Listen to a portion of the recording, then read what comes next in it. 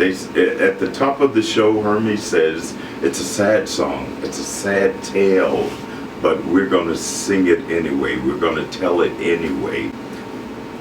The world needs more love now. Yes. We're here at the Walter Carr Theater. Yes. With Phillip Boykin, the lead in Hadestown. In fact, we are talking to the devil himself. Phillip, this is such a pleasure to see you in this show, and the whole 9 yards of what this is all about. And just, you're one of these people, I have to say, persistence has been one of your virtues. Yes, yes, indeed. To come from the poorest part of West Greenville, South Carolina, and I just had to strive. I've always wanted more, so I put in the work. I stuck with it, and here I am on Broadway. Yes. My, 6th Broadway show. Yeah. Incredible. Yeah. I remember seeing you in Porgy and Bess. When your first show.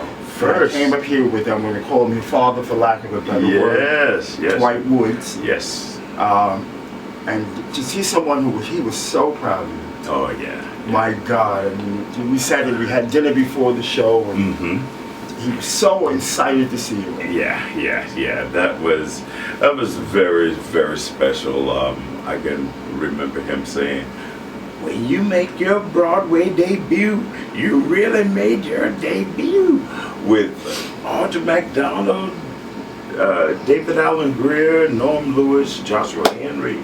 Yeah, that was my first show, and I have to admit, I was so afraid of making my debut with Audra. Norm, these people who have been on Broadway forever at that point. In fact, I tried to get out of it. Really? Yes. I turned it down 4 times. Wow. I was also making my New York City Opera debut at the same time. And so I told the director, Diane Pullis, that I wanted to be my best for New York City Opera because that was my debut. And so I didn't want to take on a major role as Crown and Porgy and Bess. And she held other auditions. I went back in. They said, what do you think now? And I was like, no, I still want to be my best for them. So eventually I got to the point where Diane asked me, she said, would you be willing to pull double duty? You can rehearse with us in the afternoons and then do the performances at New York City Opera in the evening. And we will be very mindful of your schedule there. We will let you put them first and we'll be second. And so I said, okay, I'll do it. But I'm so glad you did. It was a wonderful performance. It was you. It suited you, my God.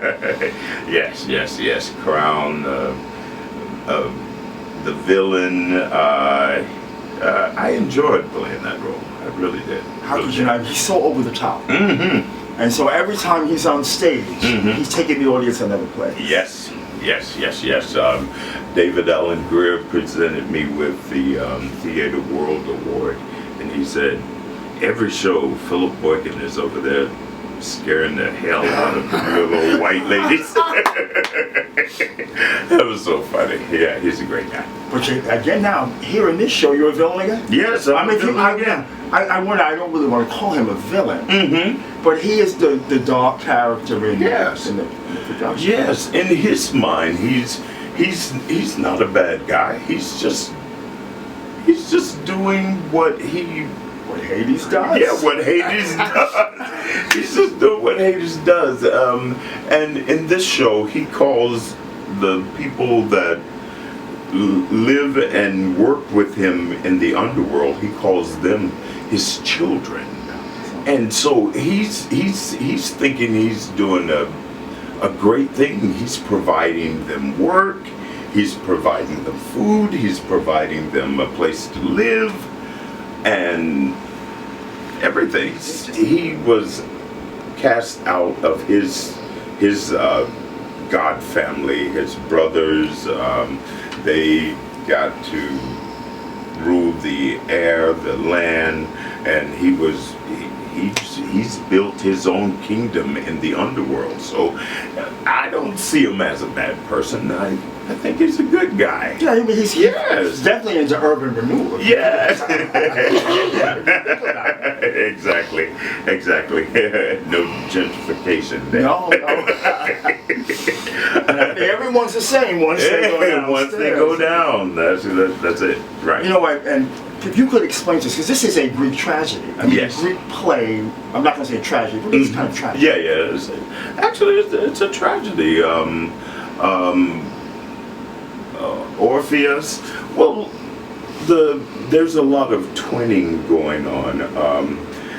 Orpheus and Eurydice, or Eurydice, that's the way I pronounce it, but I think they pronounce it Eurydice here. They remind Hades and Persephone of their love when they were that age. And so the show, everybody knows the story. Usually people know the story and what happens in the end.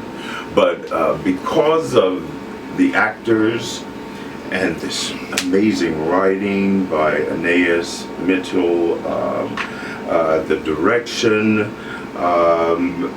people are invested in the characters, and they forget the end of the story. Right. They, at the top of the show, Hermes says, it's a sad song, it's a sad tale, but we're going to sing it anyway, we're going to tell it anyway, because people need to, the world needs more love now. Yes, let's be real. Yeah, it's with the wars that are going on, with the economy, after the pandemic,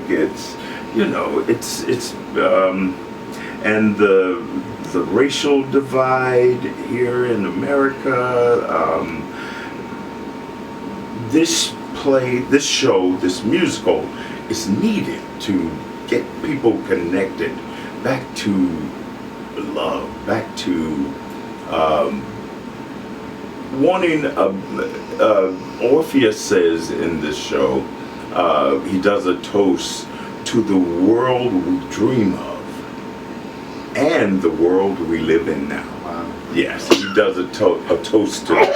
So it's great. It's great, and I think it's a much needed musical, and I'm glad to be a part of it. And it's what I love about it.